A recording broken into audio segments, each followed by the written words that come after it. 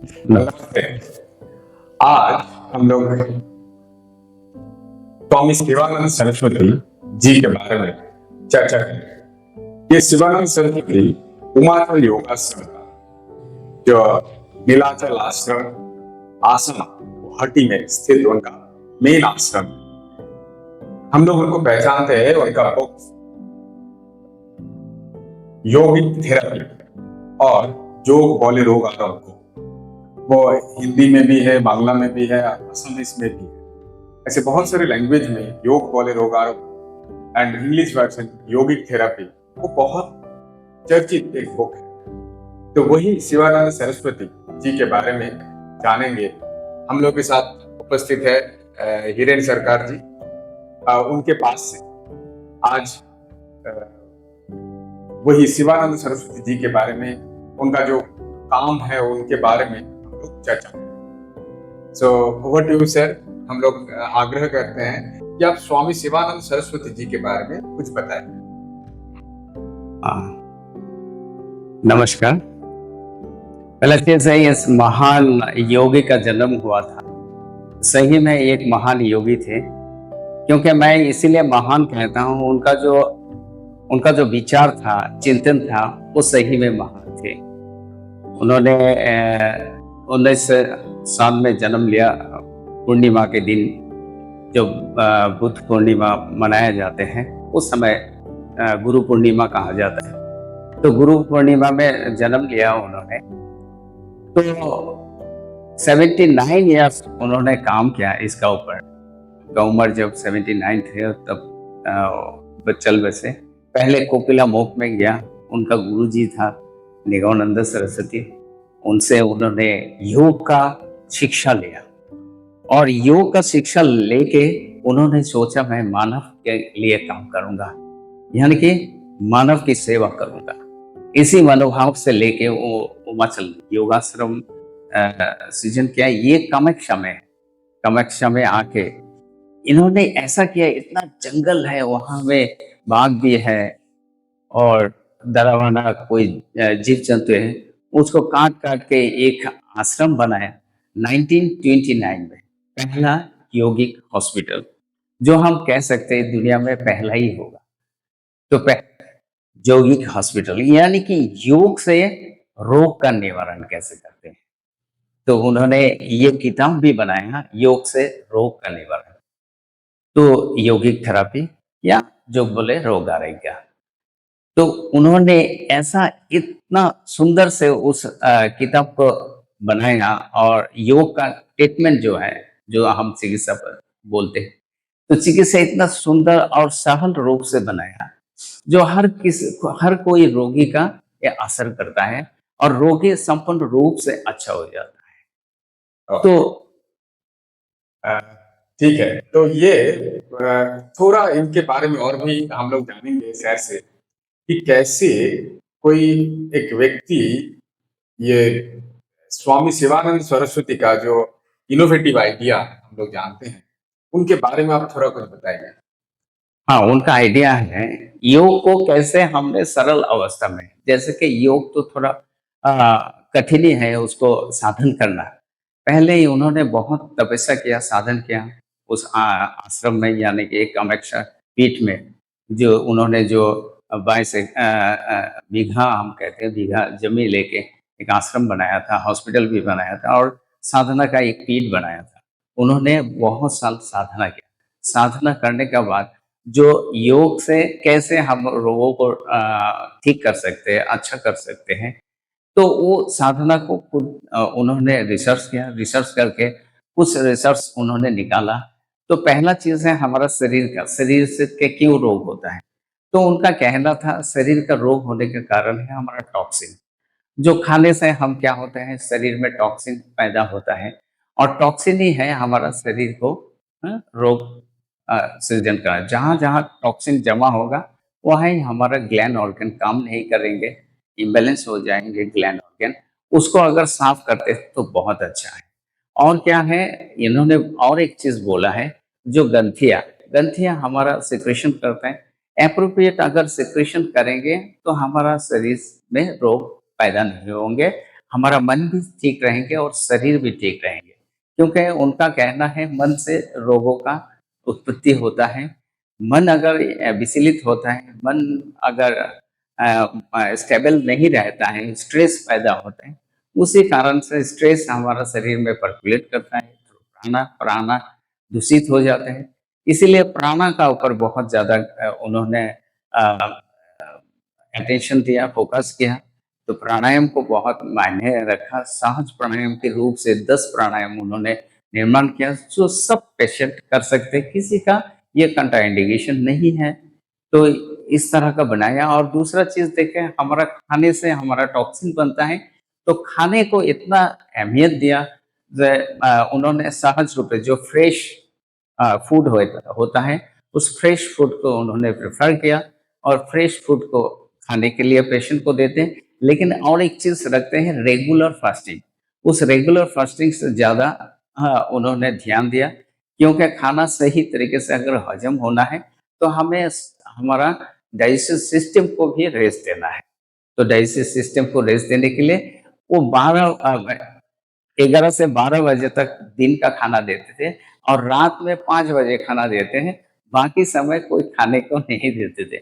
इसी तरह हमारा 18 घंटा फास्टिंग हो जाता था और फास्टिंग के कारण हमारा ग्लैंड ऑर्गन, हमारा जो वाइटल फोर्स एनर्जी है, वो एक्टिव हो जाते हैं और हमारा डाइजेस्टिव सिस्टम भी एप्रोप्रिएट हो जाते हैं, जिसके दौरान हमारा सप्त धातु जो है, उन्होंने कहा था कि सप्त धातु को ठीक कर सकते हैं।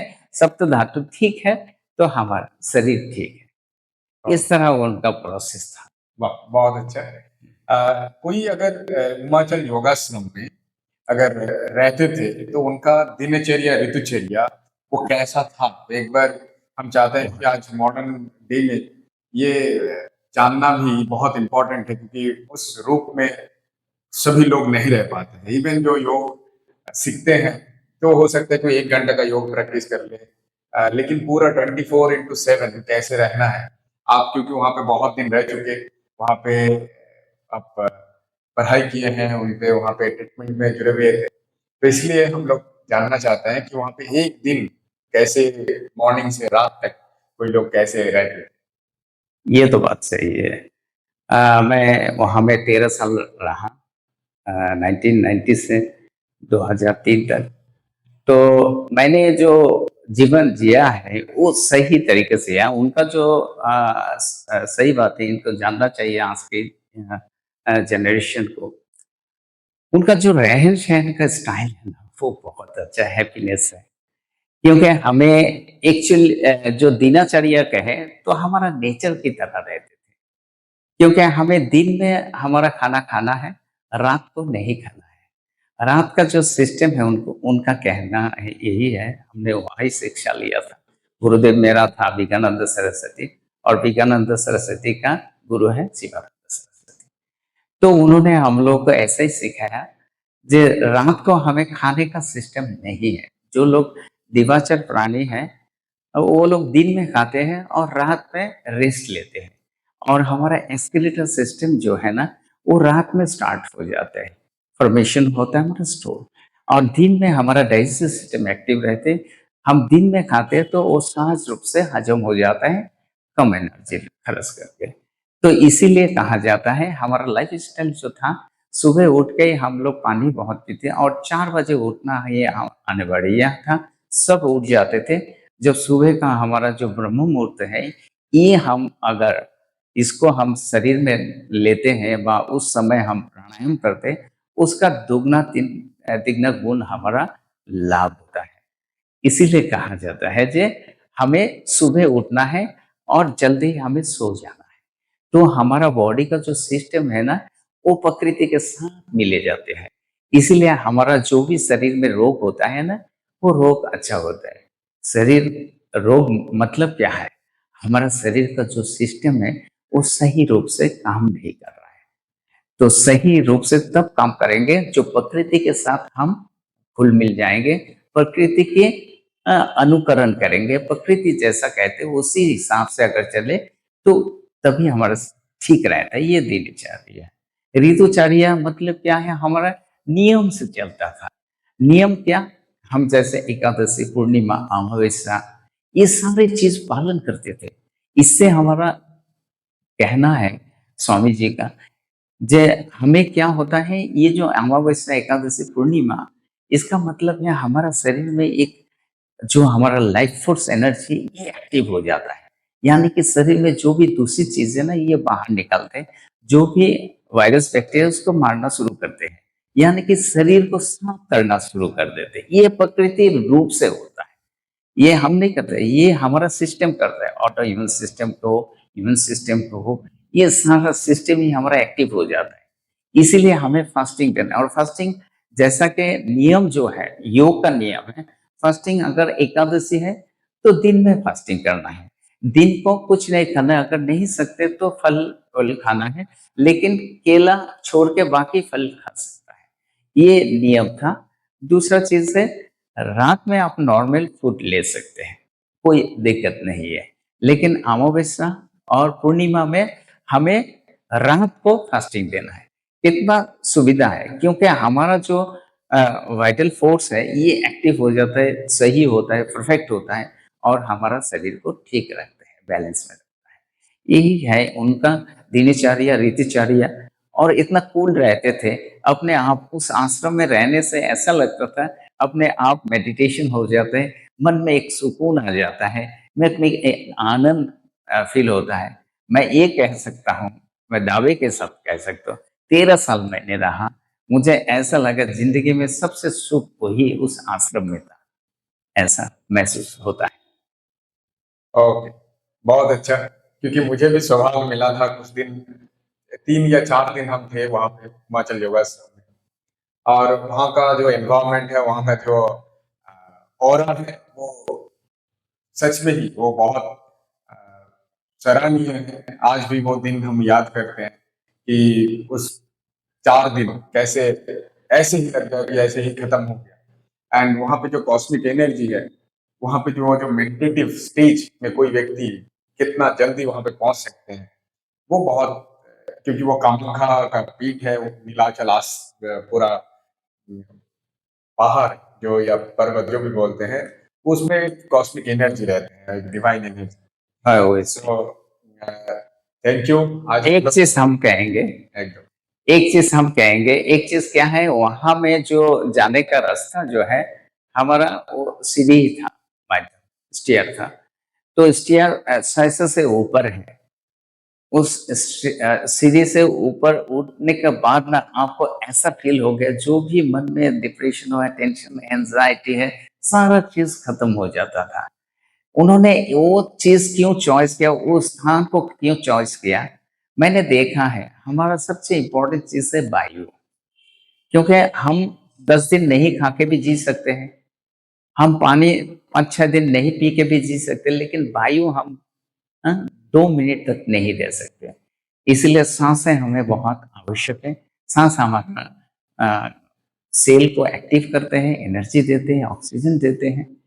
तो सांस को लेना बहुत जरूरी है। वहां में इतना सुंदर प्योर सांस थे, वो उसी स्थान को चूज करा। और दूसरा चीज है कामाख्या पीठ, ये ऐसे भी हमारा जो ऑरा जो बोला है, वह कॉस्मिक एनर्जी ऐसे भी है।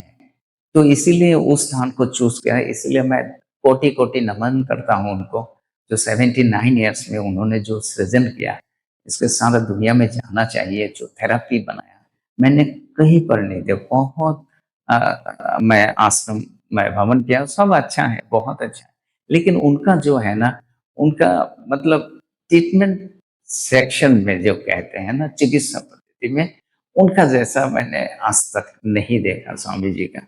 मैं चाहता हूँ सारा दुनिया उनका चीजों को ले, उसका लाभ ले, उससे सब सुखी रहे, आनंद रहे, यही मेरा कहना था। Thank you sir. ये स्वामी शिवानंद सरस्वती जी के बारे में और उमाचल योगाश्रम के बारे में सभी को सभी के साथ उनका एक्सपीरियंस शेयर करने के लिए। जो कोई भी इसके बारे में और भी जानना चाहेंगे तो स्वामी शिवानंद सरस्वती का जितना भी बुक्स है उसके द्वारा उनको हम लोग जान सकते हैं। Thank you everyone. नमस्कार।